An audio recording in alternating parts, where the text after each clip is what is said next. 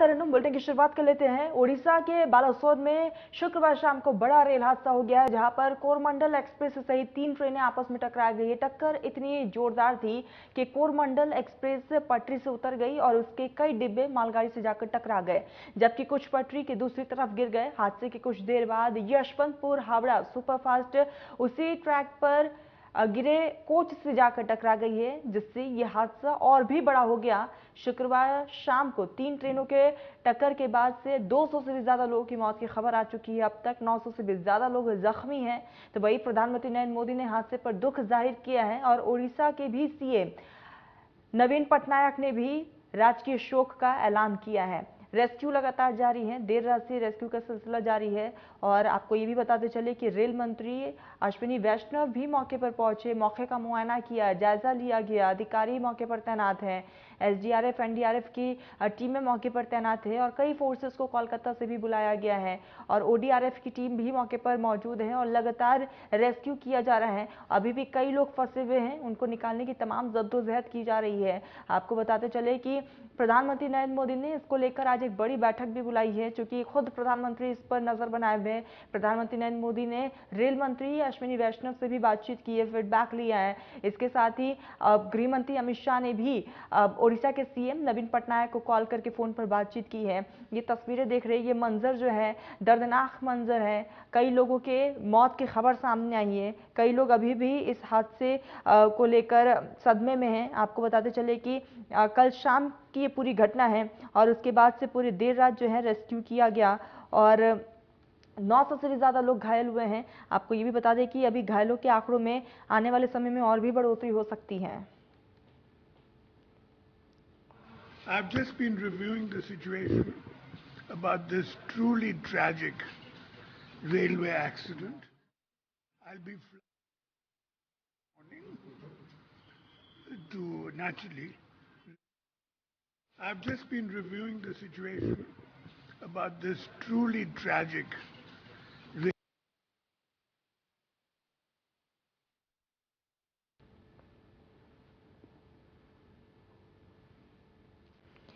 तो ये 4 तस्वीरें आपकी टीवी स्क्रीन पर है। देर रात रेस्क्यू किया गया है और हादसे के बाद से दूर दूर तक मौत का मंजर है। तबाह ट्रेनें, बिखरी बोगियां, लाशों का अंबार आप इन तस्वीरों में साफ तौर पर देख सकते हैं। तो दर्दनाक हादसा हुआ है, 200 से भी ज्यादा की मौतें हुई है, 900 से ज्यादा लोग घायल हुए हैं। सहयोगी ग्राउंड जीरो से लगातार बने हुए खास रिपोर्ट भी आपको दिखाते हैं। यहाँ से बॉडीज को लेके जा रही हैं और यहाँ से जो बॉडीज के पास में ही यहाँ जो दुर्घटनाग्रस्त हुई थी ट्रेन, ये तीनों ट्रेनें टकराई थी। उसके बाद यहाँ से इस तरह के एम्बुलेंस यहाँ से निकाले जा रहे हैं, क्योंकि लोगों की संख्या बहुत ज़्यादा हो गई, लोग बहुत ज़्यादा यहाँ पर इकट्ठा हो गए, जिसकी वजह से रेस्क्यू में काफ़ी दिक्कत आ रही है। इस वजह से यहाँ पर पुलिस ने अब कोशिश की है कि इन सबको इधर से रोका जाए। और यहाँ पर आपको दिखाना चाहेंगे, ये स्कूल का ग्राउंड है, बाहानागा हाई स्कूल है, ये बालेश्वर का हाई स्कूल है और यहीं पर पास में ही इनकी जितनी भी बॉडीज हैं उनको यहाँ पर रखा जा रहा है। और अगर किसी की सांसें चल रही हैं तो उसके लिए एयरलिफ्ट करने के लिए हेलीपैड भी बनाया गया है। यहाँ से हेलीपैड से एयरलिफ्ट भी किया जा रहा है। तो कुल मिलाकर यहाँ पर ये से लोगों की क्यूरियोसिटी तो है, उसमें से ज़्यादातर लोग इस तरीके के हैं कि वो अपनों को खोया है, वो इंतज़ार कर रहे हैं कि आखिर उनकी बॉडीज़ को यहाँ से कैसे लेके जाया जाए, कैसे कुछ आगे किया जाए। उन्हें समझ में नहीं आ रहा है कि आखिर उनकी ज़िंदगी यहाँ जो खत्म हुई है, उनके परिवार के हिस्सा कई लोग यहाँ से गुजर गए, कुछ किस्मत वाले रहे जो उनकी ज़िंदगी बच गई। बॉडीज़ को आगे यहाँ से कैसे लेके जाया जा सके ताकि अंतिम क्रिया किया जा सके। Santosh Kumar, India news, Baleshwar. कोरोमंडल के उसी बोगी में है जिस बोगी जब हादसा हुआ था उस वक्त सबसे पहले ये बोगी मालगाड़ी से टकराई और उसके बाद की इसकी स्थिति देखिए। स्थिति देखकर इस बात का अंदाजा लगाया जा सकता है कि दुर्घटना कितनी भयावह रही होगी। यहाँ पर बाकायदा सीटों के फरकच्चे उड़ गए हैं, एक सीट दूसरे सीट के ऊपर किस तरीके से आ गया है। आप देखिए लोगों की स्थिति जो बैठे होंगे उस वक्त उनकी क्या रही होगी, ये कह पाना मुमकिन नहीं है। गाड़ी ये बोगी बिल्कुल ही झुकी हुई है, मुझे खड़ा हो पाना संभव नहीं हो पा रहा है। मैं कोशिश करता हूँ कि इधर आने की और ये कुछ बाइक चीजें दिखाने की। देखिए अभी की ये यहाँ पर रेस्क्यू का काम चल रहा है, अपने सहयोगी से बोलूँगा ये देखिए रेस्क्यू दिखाने की कोशिश करें। ये काफ़ी स्लिपरी है, इधर ये अभी रेस्क्यू का काम चल रहा है, कोशिश की जा रही है बचाने की जिंदगी। वैसे तो जो बताया गया है उसके मुताबिक डॉग स्क्वाड से पूरे इलाके को सर्च किया गया, कहीं पर कोई ऐसी किसी के जिंदा होने की खबर नहीं जानकारी मिली है, लेकिन बता रहे हैं कि बॉडी वहीं भी पड़ी हुई है। इसीलिए आप देखिए कभी कटर मशीन की कोशिश की जा रही होगी कि यहाँ पर इनको काट के निकाला जा सके। Santosh Kumar, India news, Baleshwar.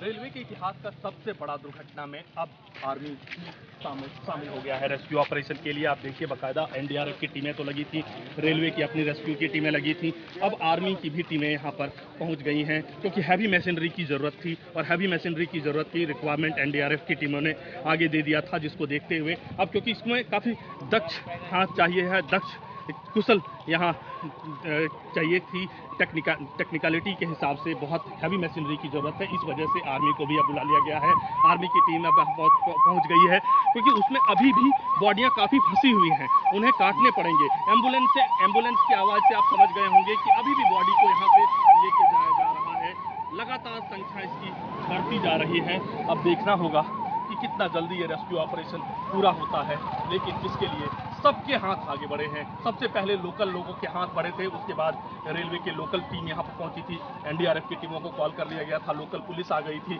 और सब कोशिश यही कर रहा है कि जल्दी से जल्दी ये रेस्क्यू ऑपरेशन पूरा हो सके और उसके बाद जांच की जाएगी। जांच में ये पता चल पाएगा कि आखिर किसकी वजह से इतनी माँओं के गोद सुने हुए, इतनी जो बहनें थी उनकी मांग के सिंदूर जुड़े, आखिर लापरवाही किसकी। Santosh Kumar, India news. I've just been reviewing the situation about this truly tragic railway accident. I'll be flying there early tomorrow morning to naturally review the whole situation. We are naturally concerned about looking after the bodies and removing all the living to the hospitals. That is our first concern, to look after the living. And I'll be there on the spot tomorrow morning. Fire and emergency service, Orissa के fire and emergency services की तरफ से 20 गाड़ियां और 250 जो जवान और officer यहाँ पे हैं और DG fire and emergency services इसका उनके निगरानी में, देख रेख में ये पूरा रेस्क्यू ऑपरेशन अभी चल रहा है। हमारे जो सीनियर ऑफिसर्स हैं और जो स्टाफ हैं सभी यहाँ पे राहत कार्य में, ये रेस्क्यू कार्य में लगे हुए हैं। कितने लोगों को रेस्क्यू किया जा चुका है? लगभग हमारे डिपार्टमेंट की तरफ से क्योंकि हमारा जो फायर ब्रिगेड का जो ऑफिस है यहाँ वो 3 किलोमीटर की दूरी में है, तो 300 प्लस अभी टोटल शुरू से अभी तक रेस्क्यू कर चुके हैं। कैजुअल्टी की बात करें तो क्या संख्या? हम उसका कुछ बता नहीं पाएंगे क्योंकि हम बचाव कार्य में लगे हुए हैं और जो भी रेस्क्यू कर रहे हैं हम उनको एम्बुलेंस के जरिए हॉस्पिटल को भेज दे रहे हैं। ये रेस्क्यू ऑपरेशन कब तक जारी रहेगा, क्या उम्मीद है? ये तो चल रहे, हम इसे बता नहीं पाएंगे, हम देख रहे हैं कि कब तक ये चलेगा। चल रहे पूरा, सभी बगियां जितने भी थे सभी को कहीं कुछ कोई भी छूट ना जाए उसका बार बार उसको देख रहे हैं। मेरा नाम सौम्यरंजन शेट्टी है, मेरा घर भद्रक बौंद में, मैं टाटा पावर बालेश्वर में जॉब कर रहा था।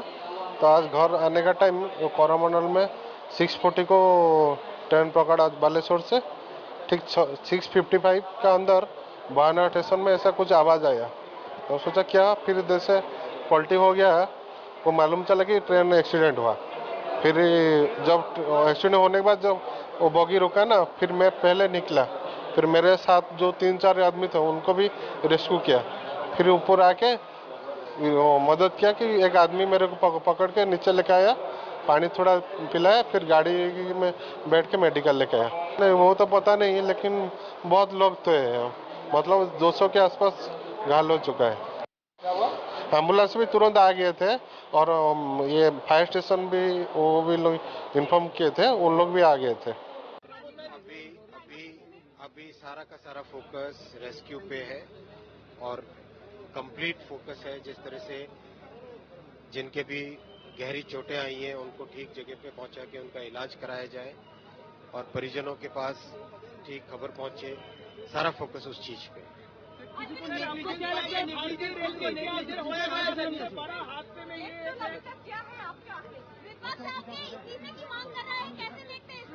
देखो,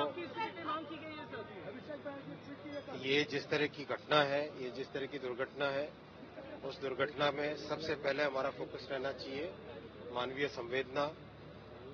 किस तरह से जिन परिवारों के मेंबर चले गए हैं, पहले उनके पास ठीक तरीके से पहुंचे। जो व्यक्ति आज घायल हुए हैं, उन घायलों का इलाज हो, सबसे पहले वो फोकस रहना चाहिए। राजनीति बहुत हो रही है, विपक्ष इस्तीफे की मांग कर रहे हैं, क्या कहना चाहेंगे उन्हें?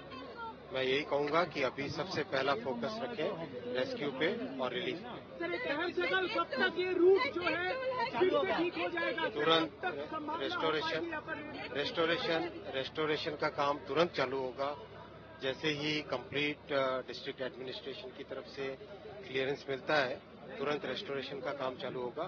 ऑलरेडी जितनी भी रेस्टोरेशन के लिए मशीनें हैं वो डिप्लॉय करके सोरो में खड़ी है। अभी ऑलरेडी मैं रास्ते में देख के आया हूँ। क्या पहले डिरेलमेंट हुई, उसके बाद टक्कर हुआ? क्या पहले इंक्वायरी के बाद में ही सब कुछ पता चलेगा।